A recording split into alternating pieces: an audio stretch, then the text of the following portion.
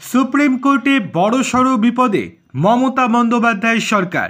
আরও অস্বস্তি বেড়ে গেল রাজ্য সরকারের। কি হয়েছে চলুন বিস্তারিত জেনে নেওয়া যাক। তবে তার আগে আপনাদের কাছে বিনীত অনুরোধ, ভিডিওটি ভালো লেগে থাকলে লাইক, কমেন্ট, শেয়ার এবং সাবস্ক্রাইব করতে একদম ভুলবেন না। চলে আসি মূল খবরে। পশ্চিমবঙ্গের সরকারি কর্মচারীদের মহার্ঘ ভাতা বা ডিএ নিয়ে আদালত অবমাননার মামলা দায়ের করা হয়েছে সুপ্রিম কোর্টে। মামলা দায়ের করেছেন রাজ্যের সরকারি কর্মীদের একাংশ।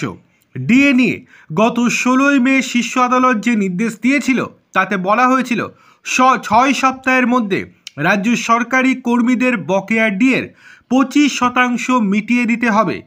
সেই সময়সীমা শেষ হয়েছে 27 জুন শুক্রবার। তার 5 দিন পর আদালতের দ্বারস্থ হয়েছেন সরকারি কর্মচারীরা। তবে শুক্রবারই সুপ্রিম কোর্টে নতুন করে আবেদন জানিয়েছিল রাজ্য সরকার।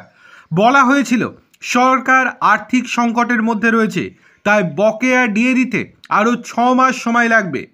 ডিএ নিয়ে সুপ্রিম কোর্টের অন্তর্বর্তী নির্দেশ পুনর্বিবেচনার আর্জিও জানিয়েছে রাজ্য। সুপ্রিম কোর্টে মামলা করেছে confederation of state government employees West Bengal নামক একটি সংস্থা। তাদের হয়ে মামলা লড়বেন আইনজীবী ফিরদৌস শামীম, গোপা বিশ্বাসেরা।